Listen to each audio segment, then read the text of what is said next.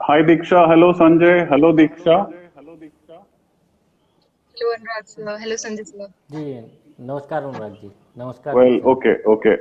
We did start a discussion. Well, अब दोबारा हम शुरू करेंगे. मुझे आप बस अलाउ कीजिए. We are talking about hard talks. We are starting it again. हमारा आज का टॉपिक यूपी इलेक्शंस को लेके है, जो कि 2024 सेंट्रल इलेक्शंस पे इफेक्ट कर सकता है ये इलेक्शन, कंसिडरिंग उत्तर प्रदेश हमारे देश का एक सबसे बड़ा स्टेट है. एंड इसी बात को लेके आज हमारा डिस्कशन रहेगा. We have Diksha with us. She is a content writer, and Sanjay Shukla जो कि एक जर्नलिस्ट हैं. मैं चाहूंगा सबसे पहला सवाल संजय जी से पूछना चाहूंगा. संजय जी, उत्तर प्रदेश का इलेक्शन इतना क्यों अहम हो गया है हमारे आज इस जी साल में, जो अगला साल में सॉरी होने वाला है?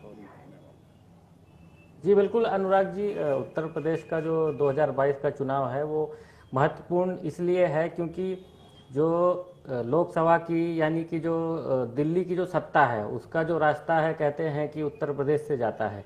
यानी जो पार्टी उत्तर प्रदेश के चुनावों में बहुमत के साथ सरकार बनाती है, कहीं ना कहीं 2024 में आने वाले चुनाव में उस पार्टी को बहुमत मिलने की संभावना है। और इस मद्देनज़र जो मोदी सरकार है जो अभी केंद्र में जो काबिज है और जो उत्तर प्रदेश में योगी सरकार है, तो कहीं ना कहीं जो कोरोना काल में जो भी जिस तरह की जो गवर्नमेंट को मुश्किलों का सामना करना पड़ा, जो महंगाई का जिस तरीके से अभी मुद्दा चल रहा है, तो जो बीजेपी जो पार्टी है वहाँ पे उसको ये नज़र आ रहा है कि ये चुनाव हमारे लिए उतना आसान अब नहीं रहेगा जैसा कि 2017 में था। तो इस वजह से ये और ज़्यादा महत्वपूर्ण हो जाता है, जहाँ पे विपक्षी दल कोई और नहीं अखिलेश यादव है। जी इसमें दीक्षा, अगर मैं आपके पास आऊं, पैरेलली ये, हालांकि हम पंजाब चुनाव पे अगले हफ्ते बात जरूर करेंगे. पैरेलली अगर देखें, उत्तर प्रदेश चुनाव तो आने वाला है, लेकिन उससे पहले ही कंगना रनौत, वीर दास, इनकी स्टेटमेंट्स तक ऐसी निकल गई हैं जिन्होंने कंट्रोवर्सी क्रिएट कर दी है. आपको लगता है ये चीजें इन इलेक्शंस को भी इफेक्ट कर देंगी, स्टेट इलेक्शंस को, या ये एक अलग से कुछ जिसे हम कहते हैं अलग ही कुछ चल रहा है मामला? सर, अभी देखे तो कुछ से हर कोई कोई ना कोई स्टेटमेंट, कंट्रोवर्शियल स्टेटमेंट दे रहा है राइट. और ये सब अब नॉर्मल हो चुका है। तो मुझे मुझे ऐसे लगता है कि इतना कुछ इफेक्ट नहीं होगा ओके. कि अब ये सब चीजें बहुत नॉर्मल हो गई हैं। आए दिन लोगों पे ऐसे स्टेटमेंट्स देने के लिए केस हो रहे हैं। कोई भी कुछ भी बोल रहा है तो बहुत संभाल के बोलना भी पड़ता है, और सामने वाले को कोई भी बात से अगर सेंटिमेंट्स इफेक्ट हो गए होंगे ओके. तो ये डायरेक्टली लाइक हो जाता है। ऐसे स्टेटमेंट्स तो कुछ सालों से हो ही रहे हैं, और कोरोना में ये भी सब खाली बैठे थे तो ये इन सब का तो बढ़ ही गया है। राइट. तो right. I don't think it will make any significant impact on the election. But even if I go to what Kangana said, I mean, that was something related to independence and what, आपको क्या लगता है Sanjay ji? I mean, जी do you think such statements will have some impact on the elections or on specific parties? Definitely Anurag ji, मुझे लगता है कि in the larger picture अगर हम जो कंगना रनौत ने जिस तरह का बयान दिया, या फिर जिस तरह की अभी कंट्रोवर्सी त्रिपुरा में हुई जहां पत्रकारों के खिलाफ केस हुए, या फिर जो वीरदास की आपने बात की, तो ये लार्जर पिक्चर में जो बीजेपी जो पार्टी है, जो राइट विंग का जो उनका जो एजेंडा है उसको कहीं ना कहीं वो पूरा करता है। और जो राइट विंग के जो वोटर्स हैं, जो बीजेपी के वोटर्स हैं, उनको ये काफ़ी हद तक इम्पैक्ट करता है। वो चाहे वो लोकसभा की केंद्र की सत्ता हो, और चाहे तो वो उत्तर प्रदेश के चुनाव में भी ये मुद्दे जो हैं कहीं ना कहीं इफेक्ट डालेंगे, मुझे ऐसा लगता है। अब मेन मुद्दे पे मैं आता हूं, जो ये फार्मर लॉज को बिल्कुल रिपील करने की बात उठ गई है. अभी तो हम सिर्फ यही कहेंगे कि ये बात को रिपील किया गया है, वापस ले लिया गया है, कि तीनों एक्ट्स को हम वापस ले लेते हैं, और वो भी 1 साल बाद। इसमें कहा जाता है कई फार्मर्स की डेथ हो गई, अभी भी वो वहीं बैठे हैं, और 1 साल बहुत लंबा पीरियड होता है। जी उन्होंने हालांकि अभी यही कहा कि भाई जब तक लोकसभा राज्यसभा, उनका कहने का ये मतलब है वहां पे आप पूरी तरह से वापस अनाउंस नहीं करेंगे, हम नहीं जाएंगे। ये क्या इस वजह से हो रहा है कि इनको डर हो गया है कि भाई कहीं हम उत्तर प्रदेश का इलेक्शन हार ना जाएं या वहां कुछ गड़बड़ ना हो जाए? अब क्या लगता है आप लोगों को? जी ये आपने मुझसे पूछा? हाँ जी संजय जी। अच्छा अच्छा। तो मुझे लगता है जैसे किसानों का जो ये मुद्दा है, जो 1 साल से आंदोलन चल रहा था, अभी प्रधानमंत्री जी ने अचानक से एक दिन टीवी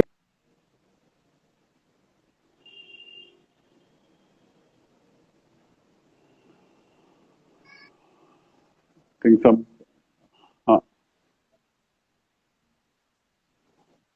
ये पार्लियामेंट से जब तक वापस रद्द नहीं होते हैं तब तक हम वापस नहीं जाएंगे आंदोलन से। और दूसरी तरफ उन्होंने ये भी कहा है कि इसके बाद हमारा आंदोलन तब तक चलेगा जब तक एमएसपी की गारंटी का कानून भी नहीं बनता, और बाकी और भी कुछ मुद्दे हैं, जो बिजली का एक्ट है, या फिर कुछ और मुद्दे हैं किसानों की, गन्ना के रेट्स को लेके जो उत्तर प्रदेश में चल रहा है, तो वो सब है। रही बात चुनाव में इसकी इम्पैक्ट की, तो जो केंद्र की सत्ता है उत्तर प्रदेश में, कहीं ना कहीं किसान के जो आंदोलन है पश्चिमी, खासकर उत्तर प्रदेश में, इसका इम्पैक्ट काफी आने की संभावना बीजेपी को भी लग रही थी, जिस वजह से उन्होंने इस कानून को वापस लिया। और बीजेपी इस समय काफी बैकफुट पर इसी कारण है। और मैं समझता हूँ पश्चिमी उत्तर प्रदेश और हरियाणा, पंजाब आई में थिंक चुनाव में कुछ। इसका देखने को हाँ। मिलेगा। जी okay okay. What about you Diksha, आपको क्या लग रहा है? कुछ आपको लग रहा है इसमें कुछ ज्यादा ही हलचल मच गई है इन चीजों की वजह से? बिल्कुल, ये एक बहुत बड़ा मूव है, क्योंकि ये अपने देश के बहुत बड़े सेक्टर को इम्पैक्ट करने वाला था, and it is still doing that. तो इसकी वजह से हमारे जो इलेक्शंस हैं, अभी यूपी के इलेक्शंस होंगे, फिर पंजाब के इलेक्शंस होंगे, और फिर 2024 में जो जनरल इलेक्शंस होंगे, तो भी इन हर इलेक्शंस पे इनका इफेक्ट तो दिखेगा ही। Okay. I think yes. Okay. अगर मैं इस 2 पॉइंट्स और मैं रखना चाहता हूं। सबसे पहला पॉइंट ये है कि ऑपोजिशन को इस बारी आपको लग रहा है कुछ ज्यादा ही गलत तरीके से दबाया जाता है। मैं इस बात पे जरूर बोलना चाहूंगा, जैसे कि प्रियंका गांधी वाड्रा कहीं जाना चाह रही थी किसी पीड़ित को मिलने, उन्हें रोक दिया गया, उनसे झड़प की गई, उनको कस्टडी में ले लिया गया। तो इज दिस, ये क्या एक तरीके का, what should we call that, उसको हम क्या बोलें? अगर दूसरी पार्टी का कोई कहीं जाना चाहता है उसको, तो क्या हम, सॉरी बट मैं ये कहना चाहूंगा कि ये बहुत ही ज्यादा जोर जबरदस्ती होती है उसको रोकना, जिस तरह से किया गया। आपका क्या इस पे विचार है, आप दोनों का? जी जी। तो मुझसे संजय जी। आपने सवाल या किया, संजय जी, अनुराग जी? संजय जी अच्छा। बताइए बताइए। जी जी। तो मुझे लगता है अनुराग जी कि जैसा आपने कहा कि हाल फिलहाल में इस तरह की कुछ घटनाएं आई हैं जिसमें ऑपोजिशन की बात हो, या फिर मीडिया में भी जो एक्टिविज्म करते हैं उस तरह के लोगों को दबाया जाता है, या फिर उनके खिलाफ या तो केस दर्ज कर लिया गया।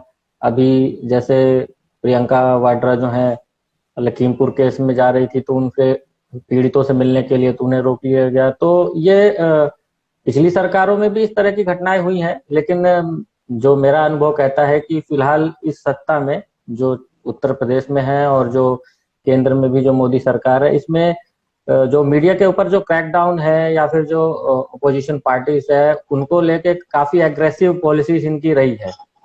तो ओके। जी बिल्कुल, त्रिपुरा में कुछ पत्रकार जो हैं, कुछ लेडी पत्रकार जो वहां पे रिपोर्टिंग करने गए, कुछ बिल्कुल विवादित मुद्दा था वहां पे, कम्युनल मुद्दा, तो बिल्कुल। उसको लेके गए तो उनके ऊपर केस दर्ज कर लिया गया।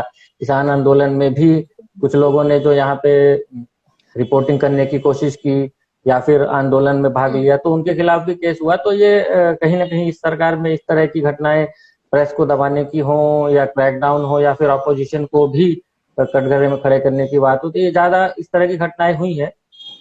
जी तो ये मैं आप दोनों को ही सवाल करना चाहूंगा, दीक्षा पहले जी आपसे, कि जी चाहे वो कंटेंट के थ्रू बात करी जाए, प्रेस में, टेलीविजन के थ्रू करी जाए, या फिल्मों के द्वारा दिखाई जाए, चाहे एक्टरों के द्वारा हो, किसी मुद्दे के थ्रू या किसी चीज के थ्रू कोई भी चीज बताई जाए, उसको सप्रेस करने के लिए इस बारी देखा गया है कि बहुत ही ज्यादा जोर जबरदस्ती से कह लीजिए, या बहुत ही ज्यादा मतलब एक गलत तरीका कह लें, या कुछ भी हम उसको कह सकते हैं। तो इस पे आपको क्या लगता है? जैसे कि बहुत से उदाहरण ऑलरेडी हो चुके हैं जो सबके नजर में आए हैं, तो उसमें व्हाट डू यू फील, जो कि हमने कई सालों पहले, तो मैंने भी नहीं देखा था ऐसे होते हुए, तो उस पे आपका क्या विचार है? दीक्षा, आप पहले अगर बताना चाहें। Yes sir. सर, जैसे कि संजय सर ने बोला कि ये पिछली गवर्नमेंट में भी होता था, ये गवर्नमेंट में भी हो रहा है, और किसी और त्रिपुरा में हुआ, फिर उत्तर प्रदेश में हुआ। तो अकॉर्डिंग टू मी ये एक साइकिल जैसे चलता है। जैसे कि हमने बात की थी कि ये जो अपना हिंदू मुस्लिम का रिलीजन गेम है, ये भी एक साइकिल जैसे चलता है। उसके एग्जाम्पल में जैसे अभी बांग्लादेश में एक रिलीजियस रिलीजन को लेके हाँ, बिल्कुल आग लगी, फिर बिल्कुल उसका इम्पैक्ट हमें त्रिपुरा पे दिखा, उसका बिल्कुल। इम्पैक्ट हमें अमरावती पे दिखा, फिर हमें पूरे महाराष्ट्र में जगह जगह पे दिखा। तो right. It like works as a cycle. तो ऐसी एवेंज रिवेंज वाली चीजें जो है वो एक साइकिल जैसे चलती है। चल रही। तो ये पहले भी गवर्नमेंट में हुआ, ये भी गवर्नमेंट में हुआ, irrespective of the place and ruling party. Okay, Sanjay ji, आपका क्या विचार है इस बारे में? जी अनुराग जी, बिल्कुल जैसा दीक्षा जी ने कहा और हमारी पहले भी बात हुई कि इस तरह की घटनाएं एक साइकिल की तरह चलती हैं ऑफ कोर्स। परंतु मेरा जो पत्रकारिता का अनुभव में मैंने पिछली सरकार में ये घटनाएं उस स्तर पर नहीं देखी जिस स्तर पर अब फिलहाल पिछले 5-7 सालों में हो रही है, क्योंकि ओके। एक पोलराइजेशन की जो स्थिति है वो कहीं ना कहीं बहुत ज्यादा एग्रेसिव तौर पर इस सत्ता में हो रही है। पहले भी एक अपीजमेंट की जो पॉलिटिक्स है पुरानी सत्ता में कांग्रेस पार्टी में चलती थी, और इस समय भी एक अपीजमेंट की भी प्लस एक कहीं ना कहीं मेजोरिटेरियन तरह की एक पॉलिटिक्स है, जिसमें पोलराइजेशन हर प्रयास किए जाते हैं कि इलेक्शन के आने पर पोलराइजेशन किया जाए, और उसके लिए हर तरह के हथकंडे अपनाए जाते हैं, मीडिया से लेके या फिर कोई इस तरह की घटनाएं, जैसे अभी कोई कॉमेडियन है या कोई फिल्म स्टार है, हाँ। उनको भी, जैसे अभी शाहरुख खान की जो एक उसके बेटे की जो एक ड्रग्स केस में जो हुआ, तो बिल्कुल ये सब चीजों को इस्तेमाल किया जाता है एक कम्युनल पोलराइजेशन के लिए। और राइट। इस समय ये मुझे लगता है कि इस तरह की घटनाएं कुछ ज्यादा हो रही हैं। तो कम्युनल, जो आपने कहा कम्युनल पोलराइजेशन के लिए भी कुछ ये ज्यादा हो गया है क्या इस बारी, जब से, मतलब अगर मैं जी कहूँ ये कुछ बहुत ज्यादा बढ़ गया है? क्योंकि हम एक सेक्युलर कंट्री हैं जहां हर कोई रहता है, हर कोई अपनी बात कह सकता है, that is what we call democracy, तो अपना विचार जी रख सकता है। बट ये चीज कहीं खत्म होती ही नहीं लग रही है। क्योंकि मैं एक बस सिंपल एग्जांपल जी लूंगा, पीछे जो दो स्टेटमेंट्स आई हैं, या दो लोगों के द्वारा वेरियस स्टेटमेंट्स आई हैं, कुछ सच हो सकती है, झूठ हो सकती है, but they are massive, they are highly massive statements, जो कि मतलब it was very surprising to me also, frankly. तो जी जी उस पे आपका क्या ओपिनियन है? संजय जी पहले आप बताएं, मैं फिर दीक्षा जी से जी। कहूंगा। कुछ अगर आप मुझे एग्जांपल दे पाएंगे कि किस तरह की स्टेटमेंट या जैसे कुछ कंगना लोगों के कंगना नाम। कंगना रनौत ने कहा कि भाई आजादी तो जी 2014 में मिली थी, उससे पहले तो भीख मिली थी, तो दैट इज जी जी समथिंग। इसका मतलब हम ये कहेंगे कि भगत सिंह का जाना, चंद्रशेखर आजाद का जाना, महात्मा गांधी तक पे स्टेटमेंट दे दी गई है। सो इज दैट जी नॉट, इज दैट नॉट, मैं तो शब्द यूज करूंगा रॉन्ग फिलहाल तो is that something which is highly it's a very derogatory statement? तो आपको जी लगता है जी। कि ये बहुत हाई लेवल पे करा गया है, कराया गया है, या जो भी कह लीजिए इसको, और उनको पद्मश्री दे दिया गया, तो is that like a gift given to her? जी अनुराग जी, मुझे इसमें लगता है कि हालांकि कंगना रनौत ने जो स्टेटमेंट दी है उसका आम जनमानस ने भी और जो विपक्षी दल है, काफी लोगों ने उसका विरोध किया है, आम जनता ने भी विरोध किया है। परंतु एक जो ट्रेंड जो पिछले 7 साल में जो देश में डेवलप हुआ है, उसमें इस तरह की स्टेटमेंट का एक साइकिल है, एक सीरीज चली आ रही है। और इसका कारण है कि जो जब से जो वर्तमान सत्ता जो पिछले 7 साल से देश में राज कर रही है, वहां पे एक नैरेटिव सेट किया गया है, एक हिंदुत्व का नैरेटिव है, एक कम्युनल पोलराइजेशन जो मेजोरिटेरियन का जो एक नैरेटिव सेट किया गया है, उसमें लोगों को कहीं ना कहीं ये समझा दिया गया है कि पिछले मतलब इवन मैं तो 50-70 साल भी नहीं कहूंगा, हजारों सालों से मतलब हम गुलाम थे और अब जाके हमें आजादी मिली है। तो ये लोगों को के अंदर एक ब्रेन वॉश करके इस तरह की जो सोच है, जो परसेप्शन है, वो डाल दी गई है। क्योंकि कि हम पहले मुगल के गुलाम थे, फिर अंग्रेजों के गुलाम थे, और फिर पिछले 70 साल से जो पार्टियां थी उन्होंने भी एक भारत की जो पुरानी जो संस्कृति है, जो सभ्यता है, जो हेरिटेज है, कल्चर है, या फिर जो पुराने महापुरुष है या हिंदुत्व है, उसको उन्होंने आगे नहीं बढ़ाया।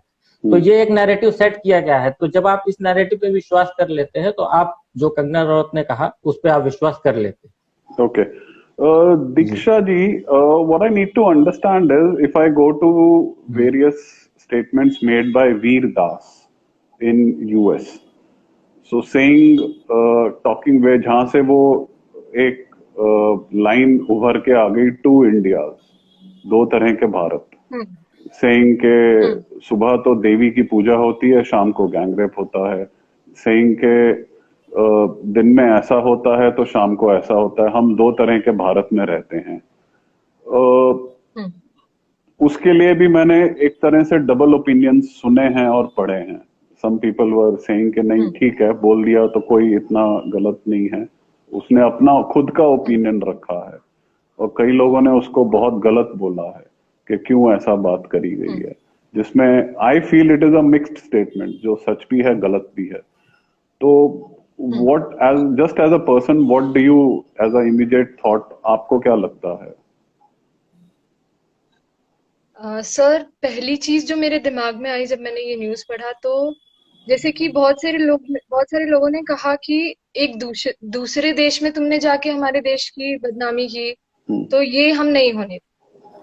इसको लोगों ने दोनों तरह से लिया, सही तरह से भी लिया और गलत तरह से भी लिया। तो मेरे दिमाग में जो पहली चीज आई वो है कि कभी कभी हम जब अपने परिवार की बेइज्जती पड़ोसी के घर में जाके करते हैं, तो ऑब्वियसली अपनी फैमिली को बुरा लगता है, और कोई बोलेगा कि ये तो इसका राइट है, राइट टू स्पीच है, पर you are hurting your family. अगर इस तरह से देखे, हमारे देश को एक परिवार की तरह से देखे, तो you are actually hurting your family members अगर तुमने अपने देश के बारे में कहीं और जाके बोला है। I have heard about people saying कि कौन सा अपनी कॉन्स्टिट्यूएंसी में, कौन सा कॉन्स्टिट्यूशन में कौन सा ऐसा रूल है जो ज्योग्राफी के ऊपर डिपेंड करता है कि तुम यहाँ जाके बेइज्जती कर सकते हो, यहाँ नहीं कर सकते। Right. So that one thing triggered मी। और दूसरी चीज ये है कि ठीक है, अगर तुम you have some problem, like as a person in a family और इन अ कंट्री, तुम्हें अपने देश से कुछ प्रॉब्लम है, तुम्हें अपने देश की चीजें कुछ अच्छी लगती है, तो you are talking about that. पर तुमने एक कंटेंट की तरह, you are not like talking about it on a serious note, तुम उसको अगर एक कॉमेडी की तरह बताओ, so that one thing would be triggering for many people. कि तुम जहाँ लोगों को मोटिवेट करने के लिए तुम बोलना चाहिए, you are talking such triggering thing on that platform is not something that is right. Absolutely. Yeah. ये चीजें संजय, डू यू फील ये चीजें इफेक्ट करेंगी इलेक्शंस को, चाहे वो स्टेट इलेक्शन हो या ओवरऑल, बट आपको लगता है ये चीज भी इफेक्ट कर सकती है, इनका इनडायरेक्ट इफेक्ट हो सकता है? जी, जैसे कि ये वीरदास जी का जो केस है, इस तरह की आप बात कर रहे हैं। जी, मुझे लगता है कि इसका डायरेक्ट बहुत ज्यादा इफेक्ट तो नहीं पड़ता है डायरेक्ट, क्योंकि ये स्टेट का एक इलेक्शन है और यहाँ पे जो लोकल मुद्दे जो हैं, किसानों को लेकर जो मुद्दे हैं, यहाँ की डेवलपमेंट या फिर महंगाई और बेरोजगारी को लेके, हाँ, लेकिन जो राइट विंग का जो एक्सट्रीम जो कट्टर समर्थक हैं, उस तरह के लोगों को इस तरह की चीजें जो ज्यादा इन्फ्लुएंस करती है, क्योंकि इंटरनेट के दौर में इस तरह की जो चीजें हैं वो हर आदमी के मोबाइल में उन तक पहुंचती है, और पहुंचती वो है। जो एजेंड जो जो जिस तरह का एजेंडा जो वर्तमान सरकार में चलता है, तो वो that is a part of that agenda part of only. That, या तो या जी, तो ये जो है, ये छोटी छोटी जो घटनाएं हैं, ये मिलकर कहीं ना कहीं एक बड़ी लार्जर पिक्चर बनाती है, और वो यही है कि एक राष्ट्रवाद राष्ट्रवाद और एक कहीं ना कहीं कम्युनल एंगल उसमें रहता है। Okay okay. नाउ कमिंग जी to my last part discussion का, there are three main parties जो मेरे दिमाग में आती हैं: समाजवादी पार्टी, कांग्रेस और भारतीय जनता पार्टी। मैं इस समय बहुजन समाजवादी पार्टी को लेना नहीं चाहूंगा फिलहाल। तो तीन मेन पार्टीज हैं जिसमें मुझे टॉप में एसपी नजर आती है, फिर कांग्रेस और भाजपा। तो आपको जी। क्या लगता है, अगर आप एक एक करके बताएं, तीनों में से इस समय जो कहते हैं ना कि सबसे आगे कौन दौड़ रहा है, या किसकी उम्मीदें ज्यादा आने हम्म की या चांसेस आने के हैं, या सभी एक पटरी पे चल रहे हैं? जी, अनुराग जी, मुझे लगता है कि उत्तर प्रदेश अगर चुनाव की बात करें तो वहां पे वर्तमान में भाजपा की सरकार है, और वो 315 के करीब सीटों के साथ सत्ता में काबिज है, और उनकी जो संगठन की जो ताकत है वो इस समय उत्तर प्रदेश में ही नहीं, पूरे भारत में सबसे ज्यादा पावरफुल है। ओके। संगठन के तौर पर, पार्टी के तौर पर उनके पास जो फंडिंग भी जो है वो पूरे सारी, अगर अब किसी पार्टी को मिला लेंगे तो उससे भी कई गुना ज्यादा है। हम्म। तो इस तरह की उनकी और जो प्लानिंग है, जो स्ट्रेटेजी है, वो काफी स्ट्रांग है। परंतु अगर हम दूसरी तरफ बात करें तो उत्तर प्रदेश में जो विपक्षी पार्टी है वो मूल तौर पर समाजवादी पार्टी यानी अखिलेश यादव है, वही एक चेहरा है जो उनको डायरेक्ट जो है उनको टक्कर दे रहा है। ओके।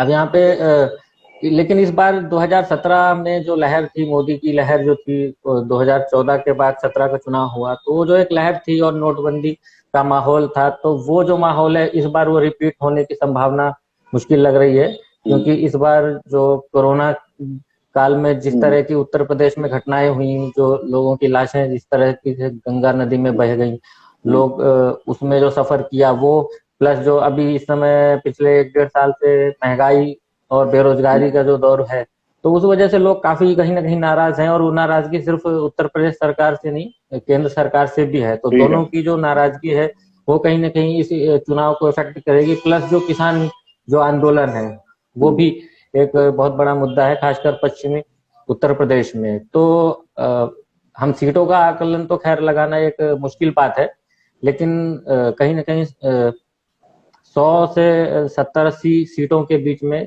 बीजेपी को घाटा होने की उम्मीद, ऐसा लग रहा है। ओके जी okay. Diksha, do you feel कि कहीं ना कहीं रूलिंग पार्टी पे इफेक्ट होगा at some point of time? Ruling party effect में आएगी, चाहे वो जीत जाए पर कम वोटों से जीतेगी, और बाकी जो ऑपोजिशन है वो कहीं ना कहीं उनको एक चोट तो पहुंचाएगी जरूर। सर बिल्कुल, मैंने अभी टाइम्स नाउ का एक सर्वे पढ़ा, हम्म। जिसमें अक्टूबर और नवंबर इसी साल में कुछ सर्वे हुए थे, जिनके अकॉर्डिंग बीजेपी फिर से मेजोरिटी में आने वाली है, ओके। ऐसा कुछ स्टैटिस्टिक्स दिख रहे हैं। एक चीज, पहली चीज ये। दूसरी चीज, जो राम मंदिर बन गया उसकी वजह हम्म। से मुझे लगता है उसमें एक सर्ज आया है ओके। उनके सपोर्ट में। हम्म। और भी बहुत सी चीजें हैं जो उन्होंने अच्छी भी की हैं। तो और मैं बीइंग फ्रॉम मोदी जी की कॉन्स्टिट्यूएंसी, हम्म। मुझे वहां का माहौल देख के ऐसा लगता है कि योगी जी फिर से आए। Okay okay. वेल, फाइनल में मैं ये जरूर कहना चाहूंगा कि हालांकि जिस तरह से पेट्रोल प्राइसेस बिल्कुल शूट अप कर गए, और जिस वजह से महंगाई ऑटोमेटिकली बढ़ी है, तो अभी हालांकि पेट्रोल प्राइसेस कट होना शुरू हुए हैं। आप लोग मुझे फाइनल इस बारे में बताइए कि ये प्राइसेस तो पूरे हिंदुस्तान में ही शूट अप करे हैं, तो क्या ये भी एक कारण हो सकता है कि ये सारी पार्टियों को इफेक्ट करेगा या खाली रूलिंग को इफेक्ट करता है? कुछ इसका कोई पॉइंट ऑफ व्यू आप रखते हो संजय? जी अनुराग जी, महंगाई का एक बहुत बड़ा इशू है इस समय। सिर्फ उत्तर प्रदेश में नहीं, पूरे देश में महंगाई का बड़ा इशू है। इसका कारण रूलिंग पार्टी कहती है कि ये कोरोना काल की वजह से ये सब हुआ है, लेकिन अर्थव्यवस्था की अगर हम बात करें तो कोरोना काल से पहले भी कहीं ना कहीं अर्थव्यवस्था डामाडोल थी। जो 4% के आसपास जो ग्रोथ रेट हमारी 2020 से पहले भी करीब करीब आ चुकी थी, और बेरोजगारी उसमें कहीं ना कहीं एक एडिशन कर देता है कि महंगाई ऊपर से बेरोजगारी। अब क्योंकि चुनाव का दौर है तो किसान कानून भी वापस लिए गए, पेट्रोल के दाम भी घटाए गए। ये कितना असर दिखाएगा, ये चुनाव में बीजेपी को फायदा देगा, ये कहना तो अभी इतना आसान नहीं है। नहीं है, क्योंकि क्योंकि महंगाई सिर्फ पेट्रोल में नहीं है, महंगाई जो है वो खाने के तेल में भी है, महंगाई जो है वो कहीं ना कहीं सब्जी में, और इस तरह रोजमर्रा की जो जरूरतें हैं उसमें महंगाई जो है वो आम आदमी की ज्यादा कमर तोड़ रही है। ओके। और तो ये एक बड़ा इशू है। फिर अनएम्प्लॉयमेंट भी, उत्तर प्रदेश क्योंकि सबसे बड़ा पॉपुलेशन की दृष्टि से स्टेट है, तो यहाँ अनएम्प्लॉयमेंट भी बहुत ज्यादा है। रोजगार के मामले में सरकार उस तरीके से काम नहीं कर पाई जो करना चाहिए। तो मुझे लगता है कि इस बार थोड़ा मुश्किल रहेगा। ओके जी ओके। दीक्षा, आपका क्या मानना है रिगार्डिंग फ्यूल प्राइसेस? बिल्कुल सर, फ्यूल प्राइस अगर देखें तो एक डिसाइडिंग फैक्टर होता है इकोनॉमी के लिए, और अभी का जो सिचुएशन है महंगाई का जो है वो भी एक तरह से इम्पैक्ट करेगा इलेक्शंस को। प्लस अभी ये एम्प्लॉयमेंट, महंगाई, ये सब नई चीजें नहीं है। जब पहली गवर्नमेंट थी तभी भी ये चीजें थी, उससे पहले भी ये सब, और इसी में हमारे इलेक्शंस चलते आए हैं।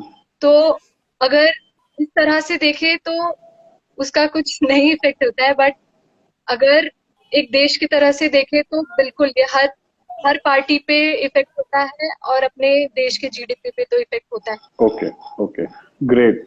सो मैं इस डिस्कशन को इस समय यहीं रोकना चाहूंगा, and thank you Diksha and Sanjay for joining us today. साथ में मैं ये भी कहना चाहूंगा, ये हमारा एक नॉर्मल डिस्कशन है जो इस समय हालात चल रहे हैं, किसी को हम दोष नहीं दे रहे, किसी का कसूर नहीं निकाल रहे। It is just a simple discussion we are having, and definitely thanks to core media ETN for sponsoring us. अगले संडे हम फिर मिलते हैं। I think we should continue our discussion and we'll take up Punjab elections next Sunday. Thank you Diksha, thank you Sanjay for joining us. जी धन्यवाद जी, नमस्कार। We'll definitely meet next Sunday. Thank you. जी thanks.